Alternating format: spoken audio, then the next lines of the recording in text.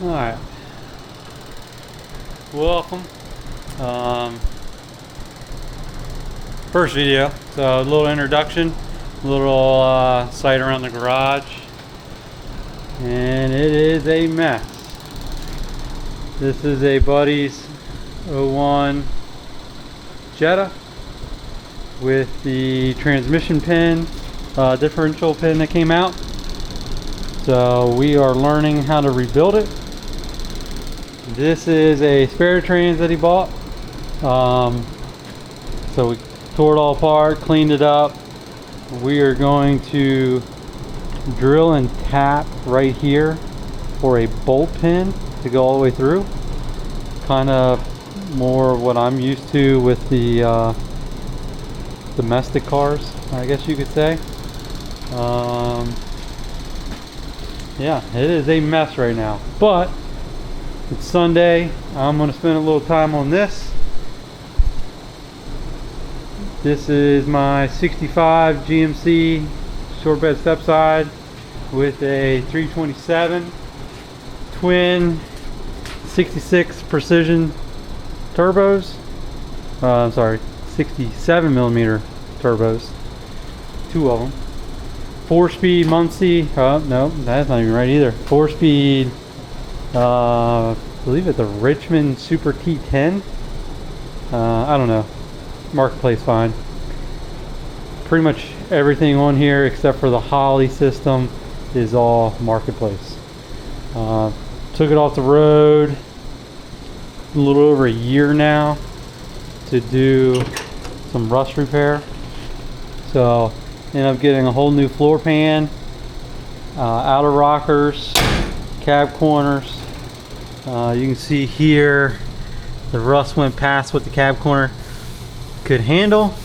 Not sure what I'm gonna do to fix that quite yet, but for right now we have a what is it, the Outer Banks Rod and Custom Car Show, May 1st and 2nd. So ideally that's what I want this truck back up and running for. So today I'm having a better oil pump for it. At idle I'm only seeing roughly 10 pounds of oil pressure at idle once it's warmed up. And I'm thinking it's due to all the extra lines for the turbos. So we're going to put a better oil pump in there. Can't hurt. I also have rocker girdles, if they're the right size, because I think I got the bigger ones when I need the smaller ones, but I'll figure that out later. So I got to do that to the engine plus an oil change. What else? Gotta make sure I put my coil wire back on. Looks like it came off when we lifted the cab for the floor mount or floor pan. I still got rust everywhere in the fenders, just step by step. I want it back on the road. It's more enjoyable to drive it with rust than sitting here not doing anything. I have some Race Star single B-lock rims that I plan on running on the rear, and the same style rims on the front, but in 17 they are currently there's one right there. But to do that, the axles, I have rear drums. The axle has the hub for the drum brake, which is fine, but the hub for the wheel is too big. So we tried some shade tree grinding, as you can see, and didn't exactly work how we wanted it to. For whatever reason, when I did this, I was looking on Strange and Moroso and anybody else, and they only listed 5 lug axles. So I was trying to make this work so I can utilize my 6 lug rims. But now I see the custom axles and they're on sale right now, so I'm gonna go that route. So one of the things I'm gonna work on today is I don't think I need this. I'm not getting a housing right now, but this guy, try to fill all this out so I can get axles. But the biggest thing that I'm not understanding is on the Chevy C10s, they have a coil spring with trailing arms. GMCs, I do not have that. I have the leaf springs. On top of that, from what I could tell, Chevy has 10 bolt rear ends, where this is not a 10 bolt. This is from what I can tell, is a Dana 60. The other downfall, or I don't know if it's downfall or if it's good, when I do the measurements for the housing ends, they come out to a big Ford, 3.5 inches across, and then 2 3/8 vertical with a 3/150 bearing opening. Also, to kind of confirm that, these bearings are not your normal tapered bearing. I don't know if that's right, tapered bearing, tapered roller bearing. These are all sealed. And I was trying to remember back, so I had this truck when I was in high school, 2003. We did a Detroit True Track posi unit, and while we were building it, we were going to put new bearings in. We came across this, and we were able to get part numbers because the bearings that came in the rebuild kit obviously didn't work. So I really don't know what I have. So while I'm going through trying to get measurements, the other thing I'm going to do is I'm going to pull the backing plate off to actually get a good look on the ends, so I can get that brake, what they call it, the brake offset measurement from hub to in the housing ends. When I send this to Strange, I'm gonna also see if they can, one, if they make the axle, but two, if they have a brake kit, maybe the Evolutions, I don't know, we'll see how much it is, but a complete kit with disc brakes so I can convert this to disc brakes. The only thing I do not like about this, I like my parking brake, not for use or not for function, because it's a manual, so I trust it. I'm not really going on any hills, but I mean, you don't see that very often, except for these old trucks. I like my parking brake handle. Don't know why. I just do. Just something about it. Maybe getting the aftermarket one, they look beefy. I don't really need that. I like this. I like that setup. I've always liked that. So not sure what I'm going to do about that. One of the things that had crossed my mind, not saying it'll be anytime soon when I get to it, but maybe this truck would need a parachute, and I can make that my parachute handle, and I'd be fine with that. Do away with the parking brake, change it to a parachute handle. I like it. but parking brake handle's got to step. It's one thing I like. This truck, the goal for this truck is drag and drives per se. Keep it street, go to races, have fun. I do believe the way it sits right now, I will need some sort of roll bar, which is fine. I'll reach out to them when the time comes. Currently have the race equip seat. It's actually pretty comfortable compared to the last racing seat I had in the Mustang, but not bad. I actually need to raise it up a little bit, or I need to switch out my steering column for tilt, because right now the steering column is higher and it's more of an obstruction than just seeing over the dash. I'm only 5'9", 5'9" and a half, somewhere in there, so something a little higher would be nice. All this bare metal, I just plan on going through, scuffing up all the paint to give it a primer coat, because once again, I just want to drive it. I want to have fun. Take it to car shows, take it to the track. Local to me is Maryland International Raceway that does Midnight Madness, that I know I'll be able to enter in, or maybe by chance it's somewhat quick and I'll be able to enter into the no clock street, but we'll see. If I get around to it, I already have the heater core in the fan motor.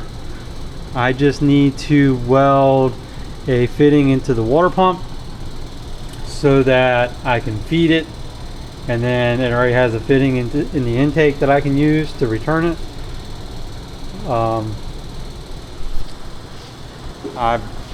This truck didn't come with AC. I learned to drive with this truck with no AC. The old saying is your AC is 4 at 55. That's 2 windows down, 2 vent windows open, going 55 miles an hour. There's your AC. So far it's been good at that. And keep in mind, this is strictly budget build. This is marketplace, this is freebies, whatever I can find and make it work. It is not high quality. I am 95% right now probably doing everything myself or help with a friend. So yeah, a little backstory on this. Bought it in 2003, sold it at some point in 2010, I think, to my uncle, and then I got it back in 2016, 2017, somewhere in there. So yeah, maybe I'll throw some pictures in with this. We put in cow tracks, leaf springs. We took a couple leaves out to get it lowered. I do not want to do a C-notch unless I'm doing, at that point it's doing a full roll cage, back half, then I'll worry about a C-notch. Until then, no C-notch. The exhaust is currently at the fender, but ideally before May, I'm going to extend it out to a side exit right before the rear tire, get it out past the cab. Don't mind the gap. I still got to move the bed forward. We moved the bed back when we did the floor pan. So hopefully that exhaust will get past far enough so it's not so loud. If not, I keep a bag of earplugs in the glove box just for that. This is the seat that came with the truck when I bought it back in 2003. It is very comfortable. So that will be going in it for that drive. It's in Outer Banks, North Carolina. I live in Virginia, and as of right now I do plan on driving it from here to there and back. Hopefully nothing breaks, but yeah. Nothing is perfect, but it'll do for me. So hopefully when the weather strips go in, that'll then sit flush. I don't know what really controls it. My 2024 YZ250X, bought it to trail ride. Have gone on, went to Hatfield McCoy's once and did a local ride, which wasn't bad. It was nice. So hopefully this season, this year, I'll be able to do more.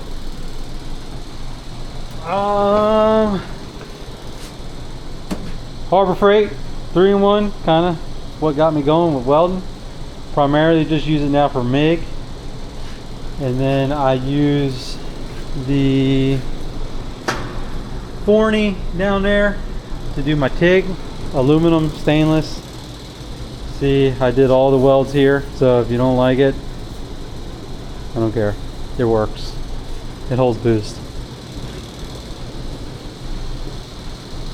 This thing, oh man, we thought it was just going to be a input shaft seal that was leaking. I wish we would have got a video of it leaking. It was so bad. Pulled it out and the differential pin came through the belt housing, and that's why I did a leak. So now I'm learning how to rebuild a Volkswagen trans. Hopefully the parts are in stock soon so we can get that finished up, because there's nothing but projects and or just regular maintenance items. All the seasonal equipment and toys need their oil change for the year.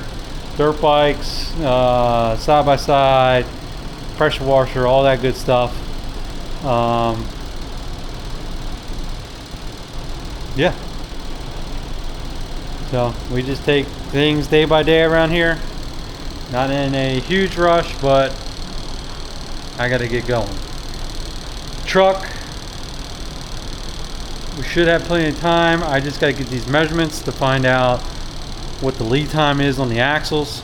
That will be the final determination if the truck will make it. I can throw on the old wheels, those guys. I have them for the rear also, which are right there. So I could do that if need be, but ideally I'd like to get these wheels on. I've had them for a year and a few months now when they were on sale, and I want to use them. So that's it. There's a little intro. I am an Amsoil dealer. This is part of the reason why I kind of started this. So on this channel you will see anything from regular maintenance to garage times, maybe track times. Guess you'll never know what you'll see on this channel. I do have a day job, so everyday uploads are probably not going to happen, but we'll see how it goes. As you can see, all the Amsoil stuff: gear oil, motor oil, coolant. I got coolant down there, compressor oil for my air compressor, grease, small engine oils, dirt bike oil, anything and everything. Donaldson's, they are sold by Amsoil. So even though it's not a Amsoil specific filter, it is still through Amsoil. I just got, super excited about this stuff. I had their original chlorinated parts brake cleaner. It worked, hands down, it worked. I did not like the smell of it. So when it came out with this, I had to give it a try. It so far still works just as good, but a little better smell, and I'm more worried about that than how well it smells, because that stuff, other stuff, gave me a headache. And it does dry quicker. You do not need to use air to blow it off to get it dry fast. This stuff dries super quick. So There's that. So, dirt bike oil, kerosene, don't worry about that. Battery for the truck. I gotta get that back on the battery tender because I think we're gonna be close to a fire up. Depending on how long it takes me to get these measurements, I'll start dropping the pan. I'll take y'all for a ride for that. Once the pan goes on, I'll try to tackle the rockers. Oh, I need to clean the fuel filter, and I may be upgrading the fuel pump. It was holding at the beginning